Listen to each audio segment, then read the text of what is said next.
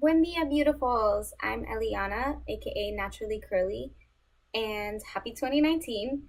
A lot of you are out here making resolutions. Some of you might be thinking about taking better care of yourselves and your hair.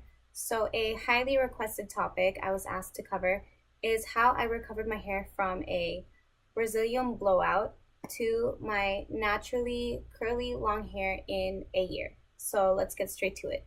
I was born with straight hair. I grew up in Boston, Massachusetts. So then I was a cheerleader for 4 years and I pretty much had no clue how to take care of my hair. I would say most likely around puberty, it started to go wavy curly and I wasn't aware of it because I was heat styling it so often. I had about 4 years of hairspray and blow dryers and hair straighteners and gels and alcohols and all the great stuff we're not supposed to do to curly hair. So it wasn't until I moved to Miami that I started to have to relearn everything I thought I knew about taking care of my hair. And I really started to see curly hair represented. Between seeing mixed girls on my campus at U Miami with afros and curly hair and really beautiful natural textures, and then seeing on social media accounts like DevaCurl with haircuts and hair products specifically geared towards curly people, that made a huge difference seeing representation of curly hair and how to take care of it. However, I had this really genius idea when I turned 21 that for my birthday, I wanted a Brazilian Blowout Zero. So, what attracted me to the treatment was, the low maintenance of not having to redo my hair every day. It was also advertised as formaldehyde free, and the whole appeal of Brazilian Blowout Zero is that it's supposedly the gentlest treatment, that it shouldn't leave any kind of dent or line of demarcation when it allows your hair to go back to its natural texture in about 3 to 6 months. So I decided to do a little experiment. I got the Brazilian blowout with my mom, and then I decided, okay, for 365 days from today, I'm not going to use any more heat styling at all. I'm going to practice the curly girl method and start learning how to take care of my hair. And I would see if my hair would in fact turn curly. So you're gonna be mad at me. You're not gonna like this, but take your hands off your ears because you need to hear it. No more heat styling. I divorced my hair straightener. No more hair straightening, blow drying, diffusing, keratin, chemical relaxers, whatever it is that you do to straighten your hair. If you want curly hair, it's not gonna work. You can't do both. So your hair is made of protein structures. Some protein patterns create a straight hair strand, and other structures have a pattern that create curls. And every time you are straightening your hair, you're breaking down the bonds between those proteins and causing your hair to lay flat because it is broken and damaged. So yes, you are breaking your hair every time you straighten it out, and just cut it off. The second step is shampooing properly. Now, with this comes sometimes pre-pooing because shampoo can be so stripping of moisture in our hair, and curls really need the moisture. You have options. There is Jamaican black castor oil, which is really great for even stimulating hair growth by massaging it into your scalp, and jojoba oil, which is full of vitamins that help retain hair health. And what some people like to do is pre-poo. They put it all over their scalps, maybe overnight, maybe an hour before shampooing, and that creates a buffer to shield your hair from losing too much moisture while shampooing. Now, with shampooing, it's also important not to do it too often. I work out often. I'm not gonna lie and say it's every day because it ain't. But I shampoo about once a week or every week and a half. When I was first transitioning, I shampooed, I think, every 2 weeks because my hair was so dry and it's so humid that it's just constantly stripping my hair anyways. And seriously, it didn't matter. If I didn't shampoo, my hair only got bigger by the day, not greased down. So that wasn't an issue for me. But I digress. The first recommended shampoo I'll share with you is the Shea Moisture Jamaican Black Castor Oil Shampoo. Like I said, castor oil is really helpful for hair growth. It is full of moisturizing products. It's sulfate free, and sulfates are harsh lathers that pretty much strip away your natural hair moisture and oil, so you want to avoid those in your shampoos. My hairstylist cancels this shampoo for me. She said that the oils were weighing down my roots too much and straightening them out. But this shampoo really helped me to start seeing hair growth along with the castor oil. I think around 6 months into my journey, I started to see significant hair growth. And I even put the castor oil in my eyebrows to grow them back in. So thank you, castor oil. I do still recommend the shampoo. It's awesome, it's affordable, it lasts a really long time because we don't need to shampoo that often anyways. What I use now is the DevaCurl Original Low-Poo, and it's another really gentle formula. My hair still feels moisturized and has a lot of slip and is already detangled just when I shampoo with this product. My other tip with shampooing is just apply to your scalp. You really only need to do like the first 2 inches. And when you shampoo, go in horizontal and vertical strokes. So the game here is to enter and leave your curls in the same direction so you're not disrupting the pattern too much as you're washing. With conditioners, my drugstore recommendation is the Maui Moisture Shea Butter Conditioner. They have a ton of really yummy options for different ingredients and scents. I tend to prefer this one.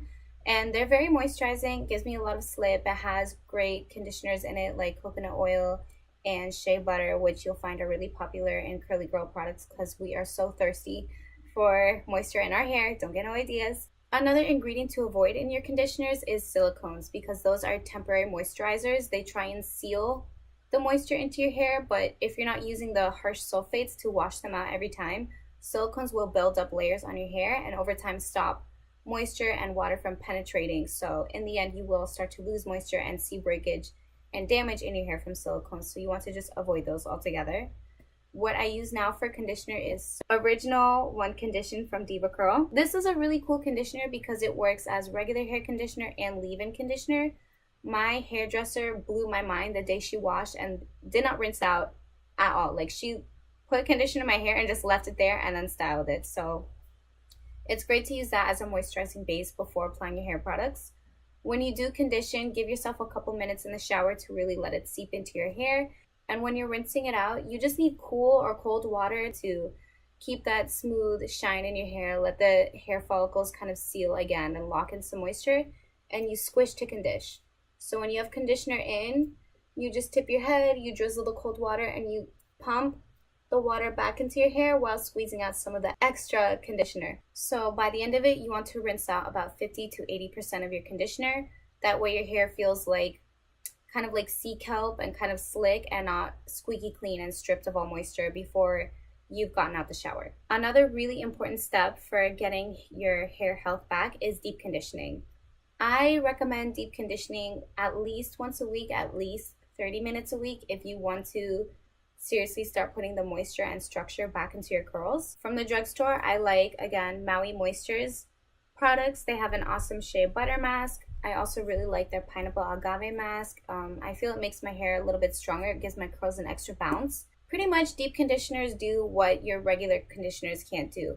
Now, regular conditioning, we do it for a couple minutes a week. You can even co-wash and replace shampooing by just putting water in your hair and conditioner on your ends to revive it if it's too soon to shampoo your hair and that will strip it.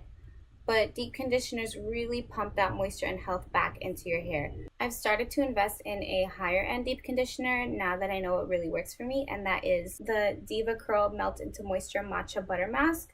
And it's like literally green matcha butter and so thick. Like, look at that. It's not even falling on my carpet and ruining everything. What I do sometimes, I even put all the conditioner in my hair and leave it in a bun. When I travel, like on airplanes, I'll leave it in deep conditioner in a slick bun. When I go to work, or even in braids, I'll go to work like that and just let my hair condition all day to really give it those moisturizing benefits. Another thing you can do is put deep conditioner in your hair and wrap it in a bun, and then a plastic bag and a shower cap to retain some of the heat of your scalp and use that to open up your hair pores and let the moisture penetrate your hair a little bit deeper. So along the lines of cutting off heat damage, I started to use protective styles because I was getting sunburn in my hair from the sun in Miami. It's so hot and humid there that I started to get like these orange, weird French fry feeling streaks of burnt hair, and I looked like Bobo the Clown, and just, your girl was not having it. I cannot with that. So to really start protecting my hair curls and my color from the harsh sun, I use protective styles like French braids, which I learned how to style from YouTube. I use buns. You can use hats, scarves, bandanas, whatever it takes, and also gentle hairstylists. For example, a $1 hair clip or a satin scrunchie, or people call this a bobble. I mean, I just call it a scrunchie, but these things are also really gentle on your hair and have a really great grip. But pretty much hair ties that aren't going to rip out half of your scalp when you take it off, because that's also going to create frizz and damage. So now that we've covered all those details, we can get into the fun stuff of finding the right hairstylers for your hair. Again, you want to avoid silicones, parabens, sulfates. I can't remember everything else that there is to avoid right now, but those are the basics. Now, Sephora has this really cool program where you can try free samples of products such as DevaCurl and Bumble before you buy it, because what is the point of buying a whole bottle that you're going to try once and not like? So I highly recommend trying free samples first and then deciding what it is you want to stick with and buy in the long run. If you have kinkier hair, definitely things with heavier ingredients such as shea butter and coconut oil and castor oil. Those are good for kinkier, coilier hair types that are denser and maybe less moisturized and can withstand the weight of those products because your hair tends to spring back up. For hair that might be wavier or more loose curlier on my end, I try to avoid so much buttery consistencies and oils because it will weigh down my roots, and half my hair gets weighed down and then the other half is like frizzing up that, I don't know, I can't explain that part to y'all, but it does crazy things to me. I like products with the first ingredient being a lot of water or aloe vera juice, moisturizing ingredients such as that. The other thing when it comes to applying your hair products is the proper water to product ratio. So what I'm saying by that is you want your hair to be pretty wet when you're done showering before you start applying your curling stylers, like the gel. First of all, gels really love sticking to hair with water in them. Second of all, DevaCurl, your hair needs to be like soaking, dripping wet before you apply their products for them to work. So as weird as it sounds, you have to apply those things on like really wet hair. The way that you'll know they're starting to work is when your hair is dripping wet and you start to apply products. If your hair strands stop dripping, it means the product is starting to lock in that water and seal the moisture into your strands. So your hair is starting to retain the water and not losing it via dripping anymore. So the first two hair products I really started to use in my curly girl routine were the DevaCurl Believe in Miracle Plumper, which is kind of like it's kind of like a serum consistency, and it's very moisturizing and volumizing and really gave me like some big fat ringlets, like kind of boosted my curl structure up a bit. And of course, the Ultra Defining Gel, especially in the humidity, Ultra was key. I need that hold. And when you ask a Latina how much she loves her gel, it's this much, okay? We need the stuff. But I really like their gel. I would even use it on its own sometimes, and it works awesomely. Another gel I recommend is the BounceCurl Light Cream Gel. So its power ingredient is black seed oil. So kind of like castor oil, black seed oil is also known for its hair growth benefits. It keeps your hair really shiny and healthy and fortified. It strengthens a little bit. And this also contains aloe vera, which is another really moisturizing ingredient in hair products that I like. The BounceCurl gel is cool because it's like this combination of 20% cream to 80% gel consistency. So you're kind of getting 2 in 1 when you apply. However, you have to have like nothing else in your hair but some water when you apply, because it doesn't mix well with all other products. You have to kind of fool around to find what works. But my mistake was applying too much water with the BounceCurl gel, and then I just had frizz because I was diluting it all. So I had to find the right balance. I think my hair was like 50% wet when I used it correctly and really started to see the results from the BounceCurl gel. And it's a much lighter product, so for people with looser curls or waves like us, our hair responds well to that product. What I love is the Not Your Mother's Curl Talk Defining Cream and Sculpting Gel. Not only are they on sale all the time at Ulta for like buy one get one free or buy one get one 50 or buy one get one 40, but they just work really, really well for my hair type. They give me like this tighter curl texture. The cream is moisturizing and defining. The gel fights against frizz and gives me shine. So just, yeah, like I don't know what else to tell y'all. What I find is really working for me lately is actually wrapping my hair in a satin scarf when I go to bed. So I'll just show you how I do it. You fold it into a triangle and then flip everything upside down. So I take my scarf, I lay it on top. At this point, you take two ends. So you want to make sure that the scarf is reaching the back of your hair. You take the two ends and tie them in a knot in front, like so, right at the roots. And then, do not try this with hoops, y'all. That was a bad idea. 1, 2. Okay, so you have your triangle. I tie a knot on the back to secure the base, or even a little bow if you're up to the challenge and you want to build your fine motor skills. So you get your bow on the base. So you kind of have your pineapple hanging out. Now you can go to sleep just like this. What I prefer to do is take all my hair and kind of, can you see this? Push it in like that.